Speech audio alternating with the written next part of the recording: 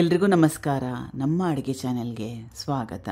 ಇವತ್ತಿನ ವಿಶೇಷ, ಬೆಳಗ್ಗೆ ಸಮಯ ಇಲ್ಲದಿದ್ದಾಗ ಅತ್ಯಂತ ಸುಲಭವಾಗಿರೋ ವಿಧಾನದಲ್ಲಿ ಮಸಿದ ತೊಗರಿಬೇಳೆ ಸಾರಿನ ರೆಸಿಪಿ.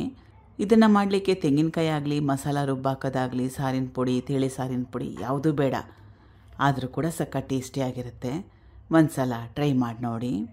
ಮೊದಲನೇ ಸ್ಟೆಪ್ಪಲ್ಲಿ ಬಾಣಲೆ ಇಟ್ಕೊಂಡಿದ್ದೀನಿ. 2ರಿಂದ 3 ಚಮಚದಷ್ಟು ಎಣ್ಣೆ, ಇದು ಸಾಸಿವೆ ಸಣ್ಣ ಚಮಚದಲ್ಲಿ 1 ಚಮಚದಷ್ಟು, ಜೀರಿಗೆ ಕೂಡ ಸೇಮ್ ಕ್ವಾಂಟಿಟಿಯಲ್ಲಿ, ಮೆಂತ್ಯ ಕಾಳು ಸ್ವಲ್ಪ ಕಡಿಮೆ ಕ್ವಾಂಟಿಟಿ. ಸ್ವಲ್ಪ ಮೆಂತ್ಯ ಕಾಳನ್ನ ಹಾಕ್ಕೊಳ್ಳಿ, ಫ್ಲೇವರು ಚೆನ್ನಾಗಿರುತ್ತೆ, ಆರೋಗ್ಯಕ್ಕೆ ಕೂಡ ಒಳ್ಳೆಯದು. 20 ಸೆಕೆಂಡಷ್ಟು ಬಿಸಿ ಮಾಡ್ಕೋಬೇಕು. ಈ ಪದಾರ್ಥಗಳನ್ನ ಹಾಕ್ಕೊಂಡ್ಮೇಲೆ 20 ಸೆಕೆಂಡ್ ಆದಮೇಲೆ ಅಥವಾ ಸಾಸಿವೆ ಚಿಟಪಟ ಅಂದಮೇಲೆ ಕಟ್ ಮಾಡಿ ಇಟ್ಕೊಂಡಿರೋ 1 ದೊಡ್ಡ ಈರುಳ್ಳಿ, ಹಸಿರು ಮೆಣಸಿನಕಾಯಿ ಕಟ್ ಮಾಡಿ ಇಟ್ಕೊಂಡಿರೋದು 1, ಕರಿಬೇವಿನ ಎಲೆಗಳು ಸುಮಾರು 8ರಿಂದ 10. ಈಗ ಈರುಳ್ಳಿನ ಚೆನ್ನಾಗಿ ಫ್ರೈ ಮಾಡ್ಕೋಬೇಕು. ಹೊಂಬಣ್ಣ ಬರಬೇಕು ಅಥವಾ ಸ್ವಲ್ಪ ಕೆಂಪಾದರೂ ಕೂಡ ಪರವಾಗಿಲ್ಲ.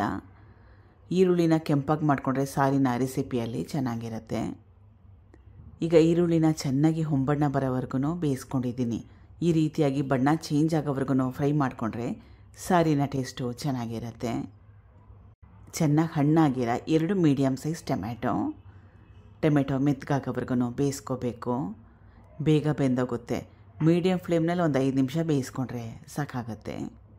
ಈಗ ಟೊಮೆಟೊ ಕೂಡ ಚೆನ್ನಾಗಿ ಬೆಂದಿದೆ, ಮೆತ್ತಗಾಗಿದೆ.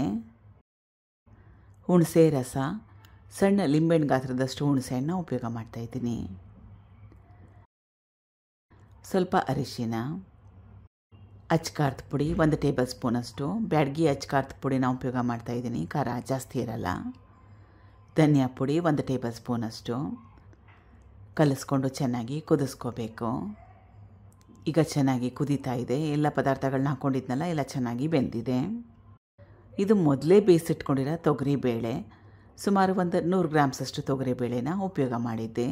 ಮೊದಲು ತೊಗರಿಬೇಳೆನ ಚೆನ್ನಾಗಿ ತೊಳೆದು ಕುಕ್ಕರ್ನಲ್ಲಿ ಬೇಯಿಸ್ಕೊಂಡಿದ್ದೆ. ಸುಮಾರು 2ರಿಂದ 3 ಸೀಟಿನ ಕೂಗಿಸ್ಕೊಂಡಿದ್ದೆ. ಕುಕ್ಕರ್ ಆಗಿ ತಣ್ಣಗಾದ್ಮೇಲೆ ಚೆನ್ನಾಗಿ ತೊಗರಿಬೇಳೆನ ಬೇಯಿಸ್ಕೊಂಡಿರೋ ತೊಗರಿಬೇಳೆನ ಮಸ್ಕೊಂಬಿಡ್ಬೇಕು. ತೊಗರಿಬೇಳೆ ಕಾಣಲೇಬಾರ್ದು, ಆ ರೀತಿಯಾಗಿ ಚೆನ್ನಾಗಿ ಮ್ಯಾಶ್ ಮಾಡ್ಕೊಂಬಿಡ್ಬೇಕು. ಕನ್ಸಿಸ್ಟೆನ್ಸಿ ನೋಡಿ ನಿಮ್ಗೆ ಯಾವ ರೀತಿ ಬೇಕು ಅಂತ ಆ ರೀತಿಯಾಗಿ ನೀರನ್ನ ಉಪಯೋಗ ಮಾಡಿ. ರುಚಿಗೆ ತಕ್ಕಷ್ಟು ಉಪ್ಪು ಹಾಕ್ಕೊಂಡ್ಮೇಲೆ ಕಲಿಸ್ಕೊಂಡು ಮತ್ತೊಮ್ಮೆ ಚೆನ್ನಾಗಿ ಕುದಿಸ್ಕೋಬೇಕು.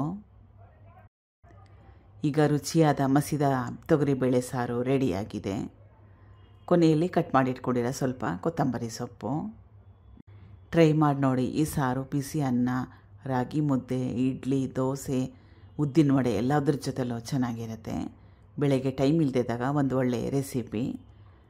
Thank you for watching. ಧನ್ಯವಾದಗಳು.